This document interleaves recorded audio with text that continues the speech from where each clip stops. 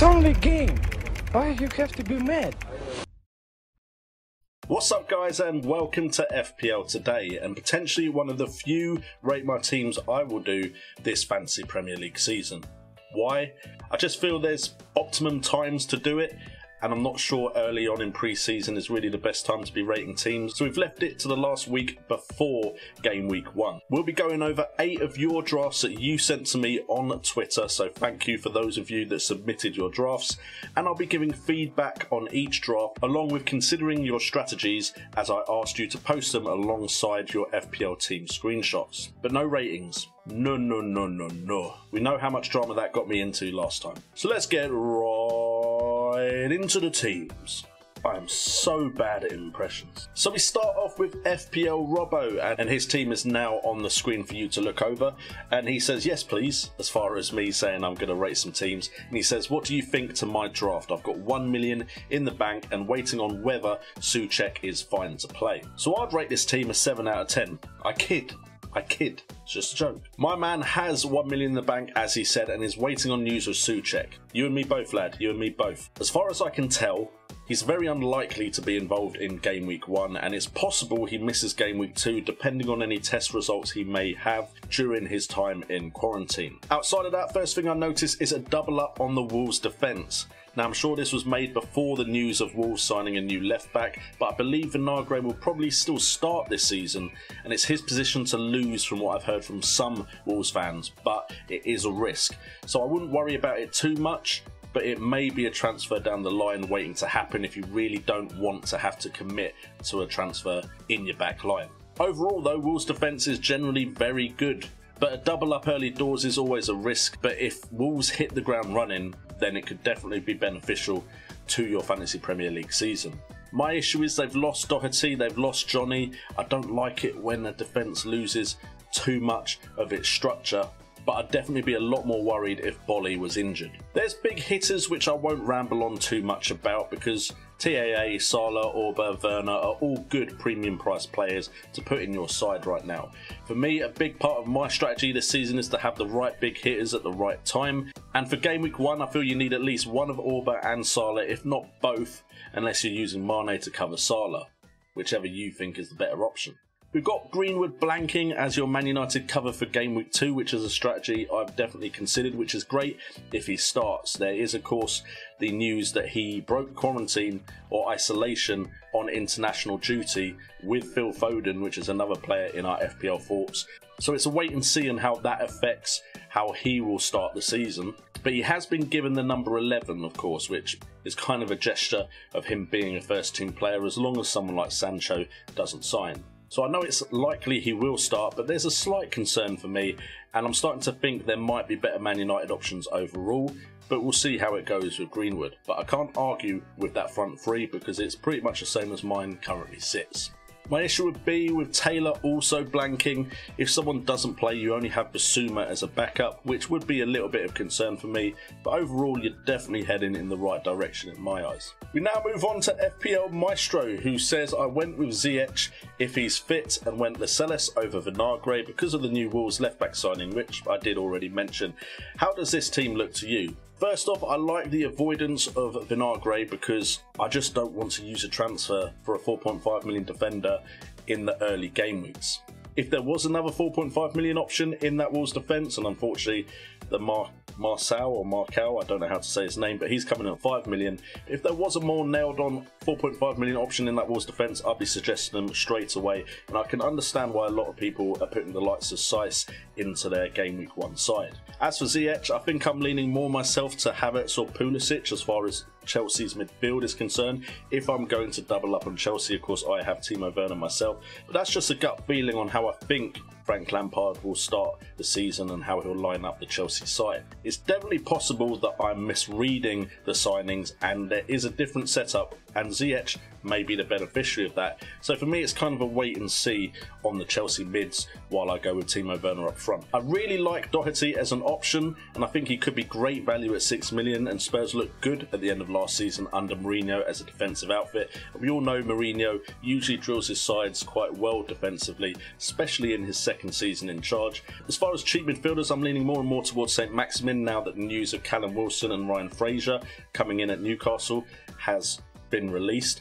That of course depends on the price of these two players though. If Callum Wilson or Ryan Fraser come in at a very good price, maybe I'd consider them instead. However, I'm personally not a fan of two bench players blanking, just in case, say, Souček doesn't play, and just in case Ziyech is cleared, which means you don't transfer him out, but then he's still rested because he hasn't had time to prepare for game week 1. And this is more so because the upside of Taylor and Davis isn't the same as having someone like Greenwood on your bench, where the upside could be great in game week 2 and game week 3. We move on to FPL DCG, and he says Barnes or Maddison, 1.5 million in the bank, happy with the balance without Salah. Am I crazy for holding strong bench? It's a fear of isolation issues, I won't say the word that get me demonetized, and keeper rotation has worked for him in the past. Plan for game week 2 is Ings to Martial, game week 3 Orba or Saka to Rashford or Mahrez, although not owning KDB could hurt. Well, Mahrez has apparently tested positive for the condition that won't be mentioned, but as he's tested positive, that should only be 7 days of isolation. That could affect his preparation, of course, but they don't play in game week 1, and we should know by game week 3 if he is a factor or not.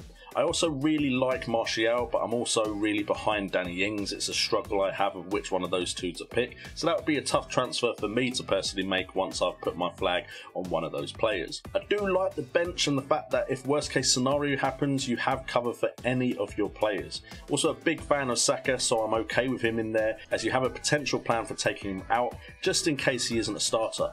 I personally don't understand why he wouldn't be a starter after his performances recently, but I'm definitely aware a lot of people in the community think he might lose his place. I would also worry about Reece James. I feel like he will definitely get game time, but he could be rotating with Aspi, which would be an issue for me. And finally, will I go Barnes or Maddison? I think personally I'd probably just prefer Maddison because it means you have the cash invested in him to move to someone maybe slightly more expensive if the Maddison move doesn't work. I rate Maddison as a player, I just do worry about that Leicester side at the beginning of the season because they've lost some key players like Chilwell.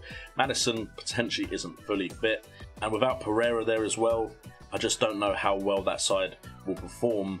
And I always would prefer to have Vardy if I was getting Leicester coverage myself. Next up we have Dino Bino, who says game week 1 bench boost to this wildcard team. So he was cheeky and he sent me 2 screenshots. But we'll quickly go through your strategy because that's something I want to actually rate as well. And he's planning to bench boost into game week 1 and then wildcards. It's definitely an attacking strategy and it's got merits, especially if you call it right. However, I just don't like the idea of playing this particular year with the isolation issues without the wildcard available to me if I need it later down the road. Any other season, I'd be considering a very similar move to you. But if Dino is set on this, my thoughts on the game week 1 side are I like that defence other than the exclusion of Trent and Robo. I personally prefer them to Van Dijk as attacking options. If Liverpool get a clean sheet, they pick up the same clean sheet points, but Van Dijk is definitely capable of points. I'd imagine Martinez will start, so I think that's a gamble, but I believe he will start, and I like Doherty and Ali as a punt. Orba captain just makes sense. However, Mason Mount and Chelsea's midfield in general worry me till I've seen them play in case I call how they set up wrong. Will Mason Mount start? Also, in Nketiah, I prefer a more nailed-on option than him, although again, he's a player that I think did enough to definitely be in consideration in Arteta's mind. But in my mind, with a bench boost, you want to make sure all your players definitely start. With that in mind, the bench looks good because I do believe all the players on your bench will start as well. As for your game week 2 side, the defence looks strong and won't be any sort of selection headache for you, which is always a bonus. And I like the attack of Werner and Mitrovic, and if Brewster gets the move, which is still rumoured to potentially go ahead, I think Liverpool want 20 million for him, he will definitely make a great 4.5 million striker if he does start, so the wildcard definitely looks strong. So next up is Tariq Amara, who didn't actually leave any comments, so we're just going to rate his team, maybe try and guess what his strategy is, but we're going to rate his team mainly here. He's going Johnston and McCarthy in goals, so I'm guessing a rotation strategy there, which if he calls correctly could be a great move for him, but I'm just not a rotation guy for goalkeepers. Again, it seems like a decision I have to make that could potentially go wrong. Defence looks strong though, and Mitchell looks like he will start the season. Vinagre is the worry there with the Wolves' new left-back signing, but again, like I said earlier, from what I've heard, Vinagre will probably still start unless he does get the move away from the club, which has recently today been rumoured. Midfield is strong as well. I personally think Pereira is more of a wait and see at West Bromwich Albion than one I want to have in from the start. And the front two look good. I think Kane could be being overlooked by a lot of us managers, myself included, and he could have a great start to the season with the fixtures that Spurs have. Next up, we've got my boy, Joshua Newt, long-time support of the channel. What's up, my guy? Thank you so much for sending in your team, and he puts Game Week 2, put Martial in for Vinagre, and Lindelof in for Justin, who are both on his bench. Don't see many talking about Man United defenders. Lindelof is a nailed-on 5 million defender for one of the best defensive sides since lockdown. Next week, do the classic Orba to KDB, 3 million in the bank so I can upgrade Son to Salah for Game Week 4. That's a lot of money in the bank. I don't know how some of you guys manage this. Now, I like the idea of a Man United defender in my side, I definitely do. I'm not sure they've got better fixtures than potentially a side like Spurs, and there's only so many defensive slots I can fit into my side personally. But he could be a great differential for you. However, if I was going in that price bracket, I prefer someone like Luke Shaw if he hit any form, because if he stays fit, and potentially Wan-Bissaka if you can up the price a little bit, they've definitely got the tendency to go forward. So I prefer them personally if I was getting in a Man United defender. Martial though, I really like and will be ready to bring in if I need to. He may even be a player I plan to bring in for Game Week 2 myself. Orba to KDB is planned, and he's looking to get Salah in for Son in Game Week 4, which sounds like a great plan to me, but just be adaptable with it, because anything can change this game. Have a plan, but only follow that plan if it makes sense. A lot of the players in this side I have already discussed, but St. Maximin and Armstrong are two of the best looking 5.5 million options for me, so if you need two of them, then I can't argue with the fact that you put both of those in. Next up, we've got FPL Rover's side, and he says 4 at the back, rotate AWB, Vinagre and Justin for the 2 spots. 5.5 million slot could be Saka, St. Maximin, Armstrong or Souček. Game Week 2, Mane to a United midfielder, maybe Adams to DCL if Everton look good in Game Week 1. Game Week 3, Orba to KDB or Kane to Sergio Aguero. Also looking at the 5.5 million to a budget bandwagon player. And then Game Week 4, AWB, Aaron Wan-Bissaka to Trent Alexander-Arnold. Looking to attack the fixtures early on, what are my thoughts? I personally look at AWB as someone that isn't a rotation option myself. If I have him my side, he's probably going to be starting in most of the game weeks. I'll be happy to downgrade Vinagre, especially with the risk of his game time as well, to someone like a Mitchell and maybe not rotate so many spots, but of course that is your strategy. I just don't see AWB as a rotation player. Man United can do well against the big sides as well as the small sides, which we saw last season. He's debating the 5.5 million slot, and I personally would love if Saka was nailed on, and I think he will be in the side, but there certainly isn't certainty behind it, which I'm reminded of plenty of times while I wax lyrically about Saka being 5.5 million. But you've listed the best options there. The safest two for me would be St. Maximin or Armstrong because of Souček's isolation and the worry about Saka's starting. The plan to bring the Man United mid for Mane makes sense to me, as does the Orba to KDB and the Kane to Aguero move. So the plan to overall attack the fixtures, it looks good to me. The only downside for me is how set are you on these transfers. You mentioned getting on a transfer bandwagon, but it kind of looks like you're thinking there'll only be one major one and there could be more. So I can't argue with the strategy overall. I'll just be looking at that defence now with the Vinagre situation, because I just wouldn't want to have to waste a transfer on Vinagre when you've got such a plan in place. And I wouldn't personally rotate Aaron Wan-Bissaka myself. And the last one, and this has been a longer video than I usually do, so hopefully it has been helpful to everyone, including the people I've rated the sides of. But we've got Lyle Kruger, and first thing first, you've got a beautiful family, man. Congratulations. I went on your Twitter and you look like a very proud father, so hats off to you from a fellow father. So he asks, is there anything obvious to change? And at first glance, the only players that jump at me are Cleach and Jones. I feel like I need to see Leeds play in competitive Premier League football before I get a good measure on whether there is a good option from that side that isn't a defender. Eiling and Dallas are probably the only two I'm really considering. The goals and assists were shared around in the Championship in that Leeds side. so I want to see if that has changed before I go with any midfielder or attacker.